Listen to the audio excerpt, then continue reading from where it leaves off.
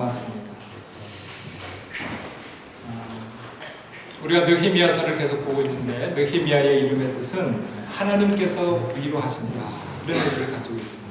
여러분도 지난 한 주간 또 하나님 은혜로 살았지만 또 생각지 않았던 많은 일들을 경험했을 수 있는데 하늘로부터 내리시는 위로와 또 은혜 안에서 용기와 지혜를 갖고 또 한 주간을 믿음으로 살아갈 수 있는 귀한 축복이 꼭 있기를 주님의 이름으로 축원합니다. 어떤 시인이 그렇게 말하잖아요. 한 사람이 오는 것은 그냥 단순히 한 사람이 오는 게 아니라 그의 인생 전체가 오는 거다. 과거와 현재와 미래가 함께 오는 거다. 우리의 인생을 다 가지고 와서 이 시간 하나님께 예배를 드리는데 우리의 인생이 주님을 만나고 또 그 은혜의 영광을 누리면서 말씀을 받고 떠나갈 수 있는 축복된 예배가 꼭 되어지기를 소망합니다. 사모하는 마음으로 예배를 드리시고 말씀을 가지고 이전을 떠나 그 말씀으로 한 주간 살아가는 귀한 은총이 있기를 진심으로 소망합니다. 지난 주일을 살펴본 느헤미야 4장은 주로 외부로부터 쳐들어오는 적에 대한 이야기였습니다. 그런데 오늘 보면 느헤미야 5장은 내부의 문제를 다루고 있습니다. 백성들 가운데 먹고 살기 힘들다는 불만과 원망의 소리가 폭발하는 것을 보게 되어집니다. 당시 백성들은 어려움을 이렇게 호소합니다. 제가 좀 더 쉽게 번역된 새 번역으로 1절부터 5절 말씀을 다시 봉독합니다. 백성 사이에서 유다인 동포를 원망하는 소리가 크게 일고 있다. 부인들이 더 아우성이다. 더러는 이렇게 울부짖는다. 우리 아들, 딸들, 거기에다 우리까지 이렇게 식구가 많으니 입에 풀칠이라도 하고 살려면 곡식이라도 가져오자. 또 어떤 이들은 이렇게 울부짖는다. 배가 고파서 곡식을 얻느라고 우리는 밭과 포도원도 집도 다 저당 잡혔다. 또 어떤 이들은 이렇게 외친다. 우리는 왕에게 세금을 낼 돈이 없어서 밭과 포도원을 잡히고 돈을 꾸어야만 했다. 또 더러는 이렇게 탄식한다. 우리의 몸이라고 해서 유다인 동포들의 몸과 다른 것이 무엇이냐? 우리의 자식이라고 해서 그들의 자식과 무엇이 다르단 말이냐? 그런데도 우리가 아들, 딸을 종으로 팔아야 하다니 우리의 딸 가운데는 벌써 노예가 된 아이들도 있는데 밭과 포도원이 다 남의 것이 되어서 우리는 어떻게 손을 쓸 수도 없다. 자세히 읽어보면 단순히 돈의 문제가 아니라 계층 간의 갈등 구조를 보게 되어집니다. 유다 사람들 중에 특별히 탐욕적이고 이기적인 사람들이 하나님의 말씀과 정신을 무시함으로써 발생시킨 아주 중요한 문제였습니다.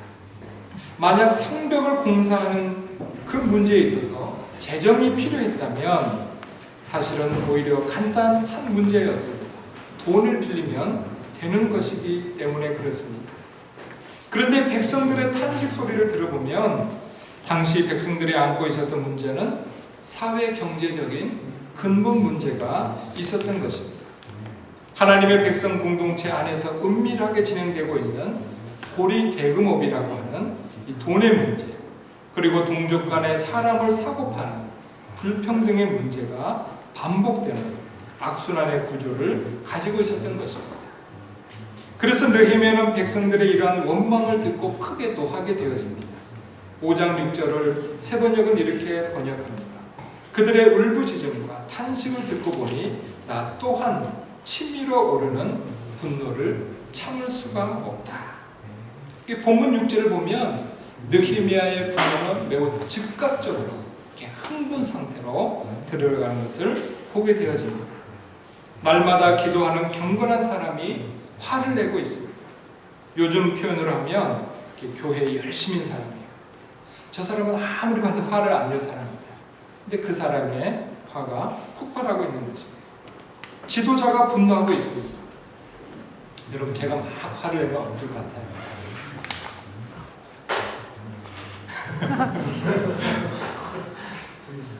본문을 읽어보면서 제가 스스로 이렇게 질문할 때가 있습니다. 나는 왜 분노하지 못하는가? 내가 의롭기 때문인가? 나는 왜 정당한 분노를 해야 할 때 조용해야만 하는가? 그렇죠? 사실 하나님이 주신 깨달음은 이거죠. 아직도 너 스스로가 사람에게 듣고 싶어하는 어떤 소리가 있구나. 그 소리가 뭐겠어요? 야, 착한 목사님. 그 착하다고 하는 그런 사람의 소리를 듣고 싶어하고 있구나. 착한 사람이라고 하는 그 이미지를 흠집을 내고 싶어 하지 않는구나. 그런 이유들로 정당하게 해야 할 말들도 때로는 뒤로 미루고 때로는 우유부단하는구나. 사랑하는 성도 여러분, 예수님께서는 성전을 더럽힌 자들을 향해서 분노하셨습니다. 만약 혹시라도 교회를 더럽히는 자가 우리 가운데 나타난다면 우리는 어떻게 해야 할까요? 사도 바울은 우상이 가득한 아테네라고 하는 그 도시를 방문했을 때 영적인 그 울분을 느껴 그는 괴로워했습니다. 만약 우리 교회가 잘못된 신앙을 이끄는 자들이 나타난다면 우리는 어떻게 해야 할까요? 느헤미야는 하나님의 백성 공동체에서 이기적이고 탐욕적인 모습이 나타났을 때 의로운 분노를 발했습니다. 우리 교회에 뭐 보리 대금업자가 없지만 갈등을 조장하는 사람도 없지만 만약에 그런 사람이 나타난다면 우리는 어떻게 해야 할까요? 오늘 이 성경을 통해서 저와 여러분들이 배울 수 있는 분명한 말씀은 정당한 분노를 바랄 수 있다고 하는 것입니다. 그래서 우리는 그저 착한 성도, 해야 될 말을 못하는 성도에 머물러 있는 것으로 만족하는 것이 아니라 선한 성도, 의로운 화를 때로는 바랄 줄 아는 성도로까지 성장할 필요가 있는 것입니다. 사도행전 4장 20절을 마음에 품고 우리가 신앙생활을 해야 하는 것입니다. 하나님의 말씀을 듣는 것보다 당신들의 말을 듣는 것이 하나님이 보시기에 옳은 일인가 판단해 보십시오. 우리는 항상 하나님 편에 설 준비가 되어 있어야 하고 교회를 사랑해야 하고 복음을 지키고 진리를 수호할 그런 선한 성도로서의 우리를 지켜가야 된다고 하는 것입니다.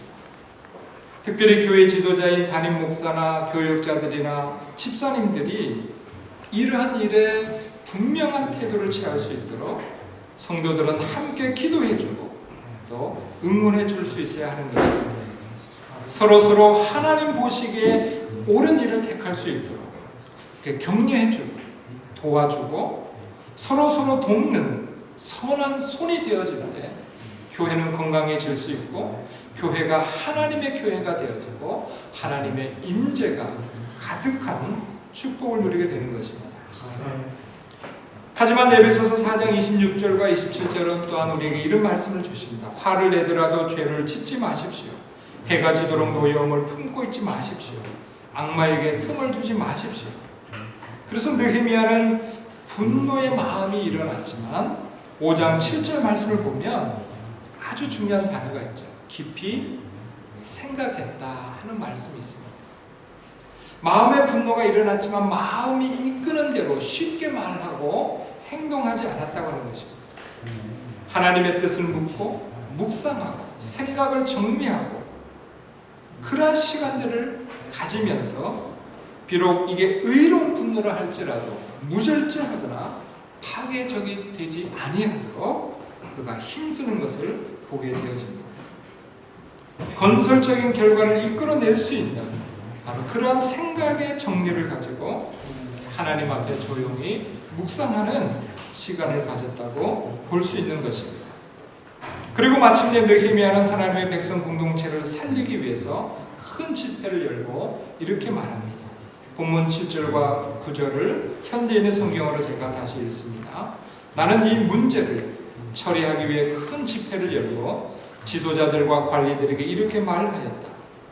우리는 최선을 다해서 이방인들에게 팔린 우리 형제 유다 사람들을 도와 포로 생활에서 돌아오게 했는데 지금 여러분은 여러분의 형제들을 팔려고 합니다. 그것도 여러분의 동족에게 말입니다.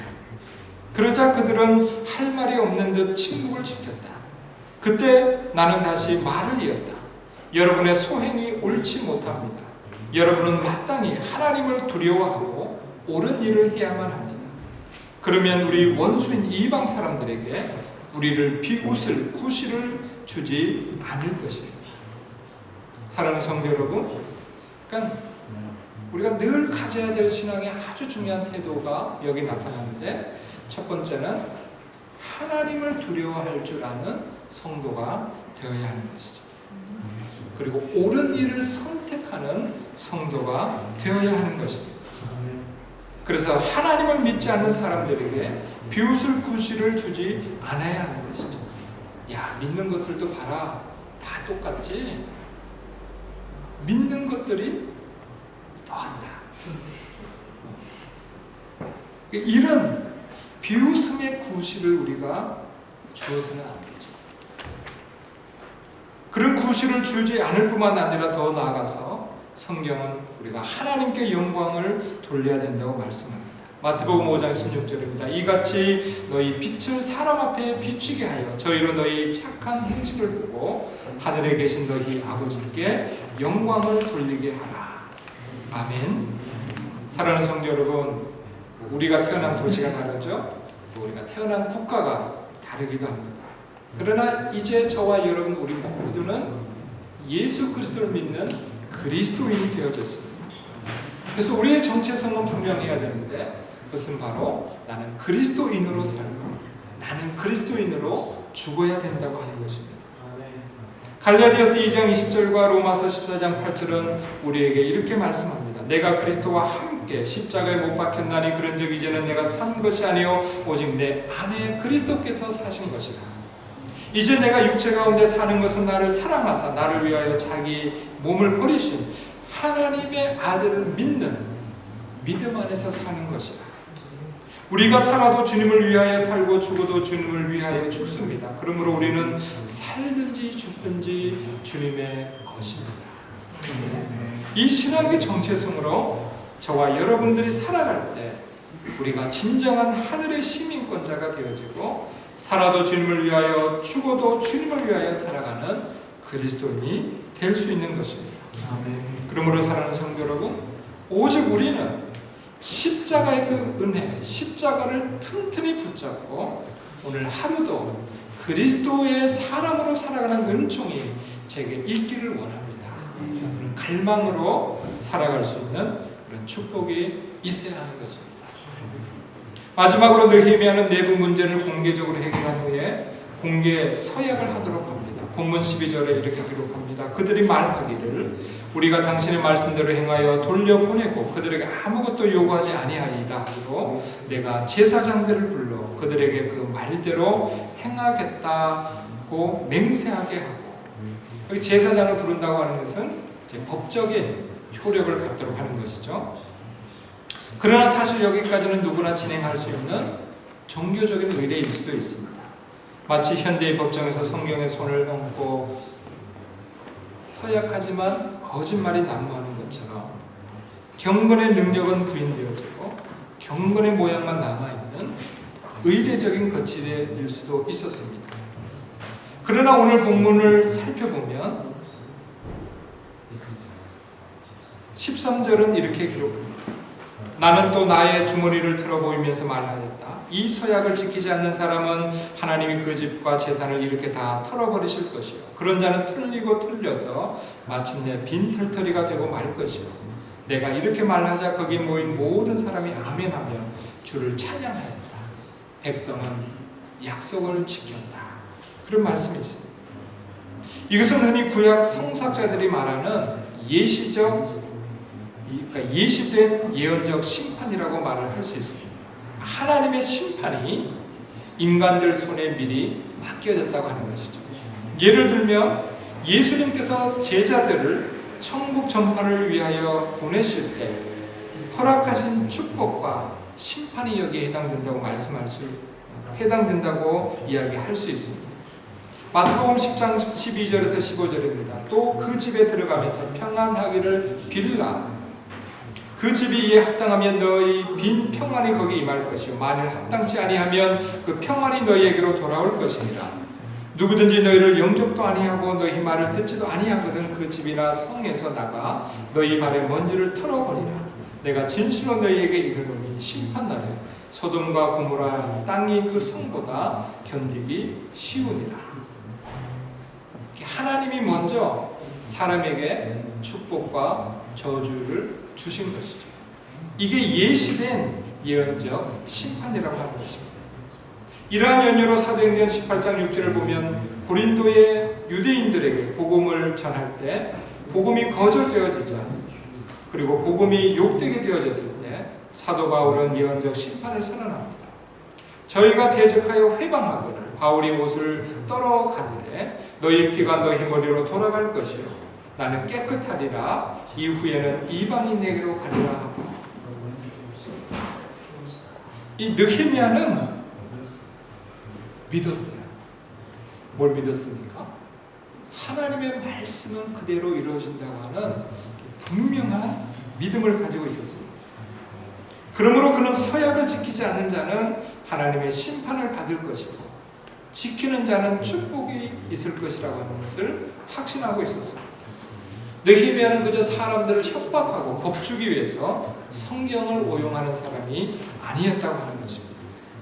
사실 함부로 성경을 덜먹이면서 협박용으로 주님의 이름을 망령되이 일컫는 자들이 이 진정한 의미로 살펴보면 느헤미야처럼 앞으로 다가올 하나님의 심판을 믿는 사람들이 아닌 경우가 대부분입니다. 왜냐하면 정말 하나님의 심판이 그대로 되리라고 믿는다면 그렇게 함부로 말할 수 없는 것입니다.